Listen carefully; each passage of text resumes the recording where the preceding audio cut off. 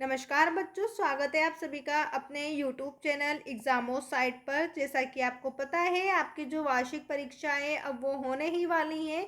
यहाँ पर आपने अपनी वार्षिक परीक्षा की तैयारी बेहद अच्छे से कर रखी होगी। आज की यहाँ वीडियो जो है आप लोगों के लिए बेहद इम्पोर्टेंट होने वाली है। आप चैनल पर पहली बार आए हैं तो सब्सक्राइब कर दीजिए, जिससे आने वाली सभी इम्पोर्टेंट वीडियो सबसे पहले आप ही को मिलेगी। आज की इस वीडियो में मैं आपको कक्षा 8वीं हिंदी विषय के पेपर के महत्वपूर्ण प्रश्न बताऊंगी, जो आपसे वार्षिक परीक्षा में पूछे जाएंगे। वीडियो को ध्यान से देखिएगा। अगर आपने अभी तक हमारे चैनल को सब्सक्राइब भी नहीं किया है तो चैनल को भी सब्सक्राइब कर दीजिए। चलिए शुरू करते हैं। राज्य शिक्षा केंद्र मध्य प्रदेश भोपाल वार्षिक परीक्षा 2026 विषय हिंदी कक्षा 8वीं का पेपर है। पेपर को हल करने से पहले मैं आपको बता दूं, यहाँ पर आपका जो समय रहेगा वो 2.5 घंटे का रहेगा। यहाँ पर आपको 2.5 घंटे का समय दिया जाएगा। इसी के साथ जो पेपर का नंबर है वो 60 अंक का आपका पेपर रहेगा। आपका जो हिंदी का पेपर रहेगा वो 60 नंबर का रहेगा। यहाँ पर हम सभी प्रश्नों को देखेंगे और साथ में इनके उत्तर को भी हम देखेंगे। वीडियो को आप ध्यान से देखिएगा। अगर आपको कोई डाउट लगता है या कोई प्रश्न आपके मन में रहता है तो आप मुझे कमेंट करके भी पूछ सकते हैं। चलिए शुरू करते हैं। यहाँ पर आप देखिए, सबसे पहले आपसे बहुविकल्पी प्रश्न पूछे जाएंगे। यहाँ पर टोटल आपसे 5 प्रश्न पूछे जाएंगे। सबसे पहले प्रश्न है, अपराजिता पाठ किस विधा में है। यहाँ पर आपको ऑप्शन दिए गए हैं, निबंध, संस्मरण, एकांकी या फिर कहानी। यहाँ पर आपको संस्मरण पर टिक करना है। अपराजिता पाठ किस विधा से है, तो यहाँ संस्मरण विधा से है। इसके बाद नंबर 2 पर है, मध्य प्रदेश सरकार किसके नाम पर 2 व्यक्तिगत पुरस्कार देती है। आपको यहाँ पर 4 ऑप्शन दिए गए हैं। सही ऑप्शन आपका रहेगा अमृता देवी बिश्नोई। ऑप्शन बी पर यहाँ पर आपको टिक कर देना है। इसके बाद अगला प्रश्न है नंबर 3, यहाँ तो घना अंधेरा है वाक्य में विशेषण है। आपको एक वाक्य दिया गया है, यहाँ तो घना अंधेरा है। इस वाक्य में आपको विशेषण बताना है। आंसर आपका अंधेरा रहेगा। ऑप्शन ए पर हम टिक करेंगे। इसके बाद है नंबर 4 पर, मनुष्य द्वारा प्रयोग में लाई गई पहली धातु कौन सी है। तो मनुष्य द्वारा प्रयोग में लाई गई पहली धातु तांबा है। आपको तांबा पर टिक कर देना है। नंबर 5 पर है, बिरसा मुंडा का संबंध निम्नलिखित में से वर्तमान किस राज्य में था।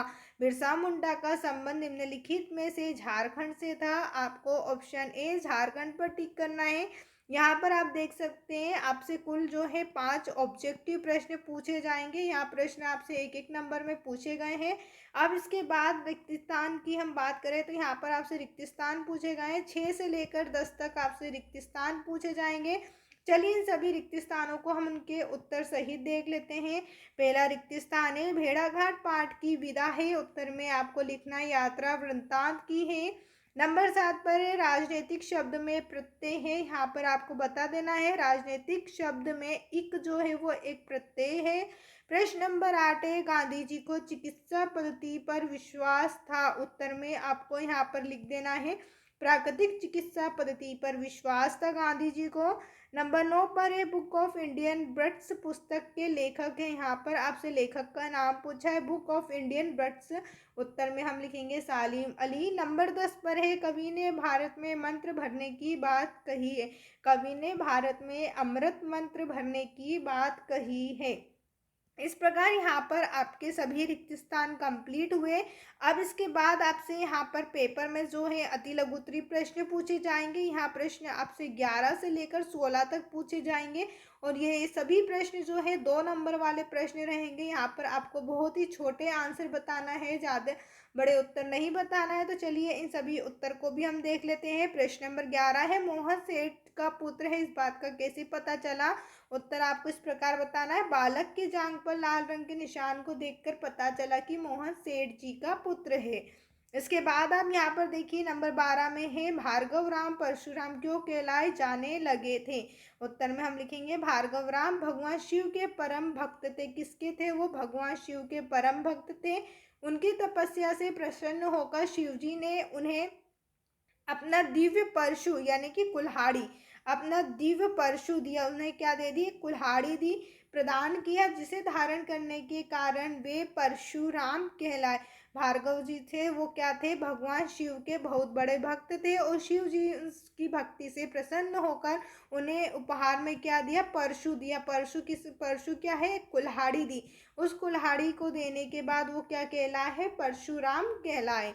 इसके बाद नंबर 13 पर है, कृष्ण ने महाभारत में सर्वोत्तम काम क्या किया था। तो कृष्ण ने जो पांडव है, पांडवों का साथ दिया था, उन्हें आत्मविश्वास से भर दिया था। यही कृष्ण जी ने महाभारत में सर्वोत्तम काम किया। इसका उत्तर आपको ऐसे बताना है, महाभारत में कृष्ण ने न्याय के साथ पांडव पक्ष का सहयोग करते हुए निर्वासित पांडवों को उनका अधिकार प्राप्त करवाया, उनमें आत्मविश्वास पैदा किया। कृष्ण जी ने क्या करा था, उन्होंने पांडवों के पक्ष में सहयोग करते हुए पांडवों को उनका अधिकार दिलवाया और उनमें आत्मविश्वास पैदा किया। इस प्रकार यहाँ पर आपको उत्तर बताना है।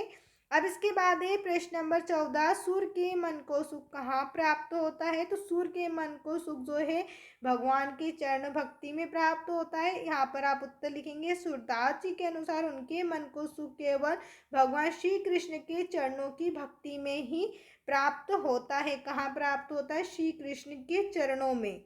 इतनी सी लाइन आपको याद रखना है।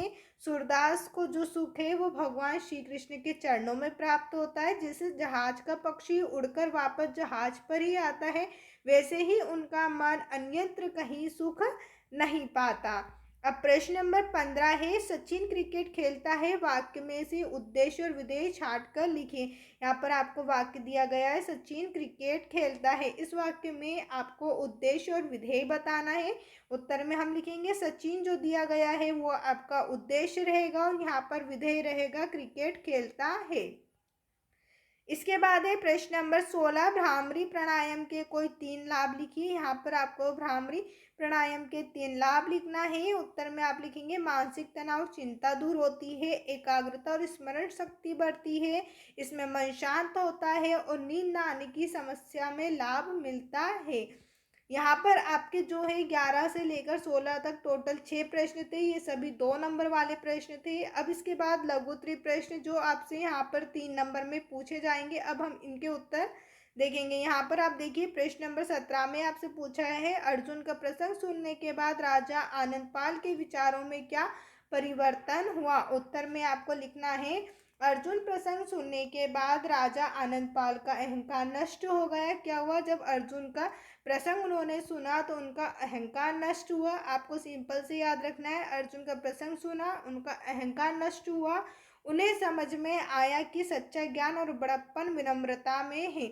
आपको 3 पॉइंट याद रखने हैं। पहला पॉइंट, अर्जुन का प्रसंग उन्होंने सुना तो उनका अहंकार नष्ट हो गया और उन्हें समझ आ गया कि ज्ञान और बड़प्पन विनम्रता में है, ना कि केवल राजपाट और शक्ति के प्रदर्शन में। वे आत्मबोध की ओर प्रवृत्त हुए।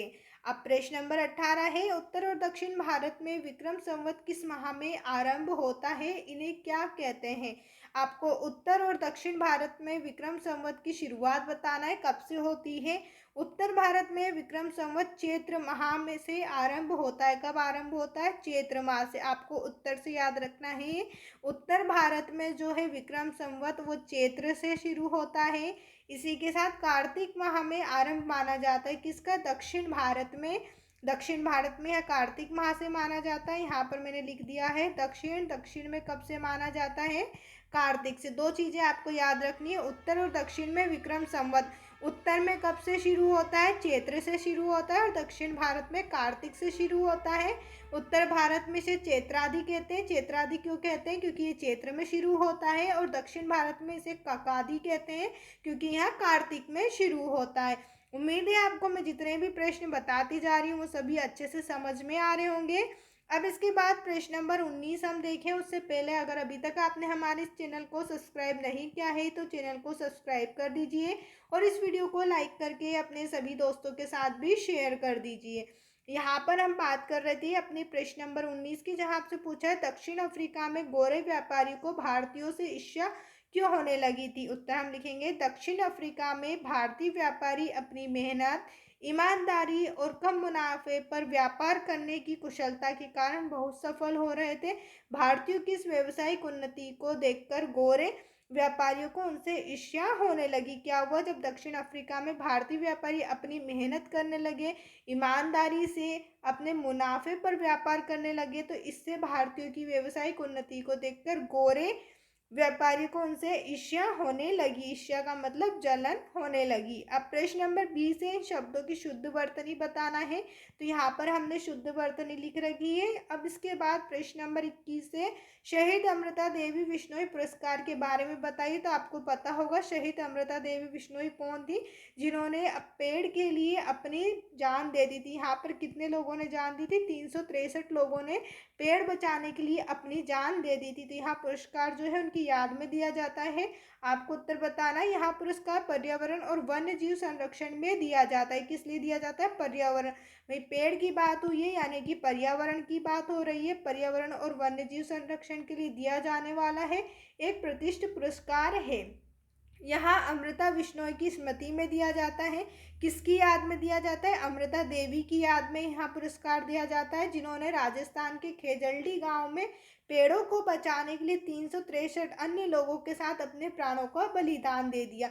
यह पुरस्कार अदम्य साहस और पर्यावरण प्रेम के लिए प्रदान किया जाता था। अब प्रश्न नंबर 23 में आपसे चरित्र प्रमाण पत्र पूछा है।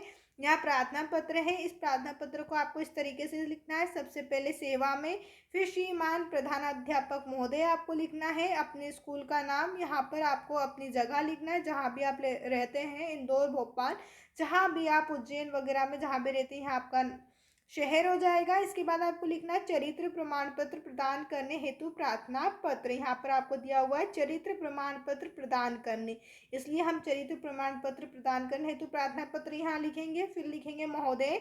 यहाँ आपको लिखना है सविनय निवेदन है कि मैं आपके विद्यालय की कक्षा 8वीं का छात्र हूँ। मेरे पिताजी का स्थानांतरण दूसरे शहर में हो गया है, जिसके कारण मुझे आगे की पढ़ाई के लिए वहाँ किसी अन्य विद्यालय में प्रवेश लेना होगा। आपको सिर्फ इतना सा लिखना है कि मैं आपके स्कूल का कक्षा 8वीं का छात्र हूँ और मेरे पिताजी का स्थानांतरण जो है वो दूसरे शहर हो गया है। मुझे अपनी आगे की पढ़ाई के लिए दूसरे स्कूल में प्रवेश लेना होगा। उसके लिए मुझे मेरे चरित्र प्रमाण पत्र प्रदान करने की कृपा करें। इसके लिए मैं आपका सदैव आभारी रहूँगा। आपको धन्यवाद लिखना है, आपका आज्ञाकारी, आपका नाम, कक्षा और दिनांक यहाँ पर आपको लिख देना। इस प्रकार आपका जो है ये चरित्र प्रमाण पत्र कंप्लीट हुआ। आप चाहें तो इसका स्क्रीनशॉट ले सकते हैं। अब इसके बाद दीर्घोत्तरी प्रश्न की बात करें तो यहाँ पर आप देखिए ये प्रश्न आपसे 5 नंबर में पूछे जाएंगे। प्रश्न नंबर 23 से नीचे दिए गए पद्यांश को संदर्भ सहित व्याख्या कीजिए। इसे आपको अच्छे से पढ़ना है, उसके बाद इसकी व्याख्या करना है। यहाँ लिखा है पायो जी मैंने राम रतन धन पायो। यह कौन कहती है? मीराबाई कहती है। तो यह संदर्भ में आपको लिखना है प्रमुख कवित्री मीराबाई द्वारा चरित्र प्रसिद्ध पत्र से ली गई है। इसके बाद प्रसंग में आपको लिखना है इन पंक्तियों में मीराबाई भगवान के नाम रूपी धन को प्राप्त करने की अपनी खुशी और अपने गुरु के प्रति कृतज्ञता व्यक्त कर रही। इन पंक्तियों में जो मीराबाई क्या कहती हैं कि मैंने जो राम नाम रूपी धन प्राप्त किया है वही मेरे लिए कृतज्ञ है। चलिए अब इसका हम पूरा भावार्थ देखते हैं। उत्तर में आपको यहाँ पर लिखना है राम रतन धन मीराबाई कहती है कि मैंने ईश्वर के नाम राम रूपी अनमोल रत्न जैसा धन प्राप्त कर लिया। मीराबाई क्या कहती हैं कि मैंने राम रूपी अनमोल रत्न धन प्राप्त कर लिया। वो हम बताती कि मेरे सच्चे गुरु मुझ पर असीम कृपा करके मुझे यहाँ बहुमूल्य ज्ञान रूपी वस्तु प्रदान की। मेरे जो सच्चे गुरु हैं उन्होंने मुझ पे कृपा करके यहाँ मूल्य वस्तु प्रदान की है, जिसे मैं पूर्ण श्रद्धा से अपना लिया, जिसे मैंने अपना लिया है।